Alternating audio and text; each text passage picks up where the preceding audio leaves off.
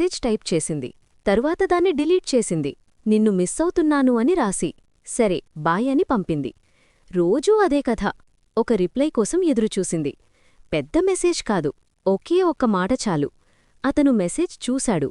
బిజీగా ఉన్నానని అనుకున్నాడు. తర్వాత రిప్లై ఇస్తాను అని ఫోన్ పక్కన పెట్టాడు. తర్వాత ఎప్పుడూ రాలేదు. మెసేజ్ సీన్ అని ఉంది, కాని ఇమోషన్స్కి సమాధానం లేదు. రాత్రి అంతా ఫోన్ స్క్రీన్ చూస్తూ నాకు వాల్యూ లేదా, నేను ఇంపార్టెంట్ కదా అని ఆమె అనుకుంది. ఒకరోజు ఆమె మెసేజ్ చేయడం ఆపేసింది. గుడ్ మార్నింగ్ మెసేజ్ లేదు, గుడ్ నైట్ మెసేజ్ లేదు, మౌనం. అప్పుడే అతనికి అర్థమైంది. ఫోన్ నిశ్శబ్దంగా ఉంది, హృదయం మాత్రం గట్టిగా మాట్లాడింది. చివరి చాట్ తెరిచాడు. టైప్ చేస్తూ ఆగిపోయాడు. ఆమె అతన్ని బ్లాక్ చేయలేదు. ఆమె తన మనశ్శాంతిని ఎంచుకుంది. ప్రేమలో అతిపెద్ద తప్పేమిటంటే తరువాత అని చెప్పడం.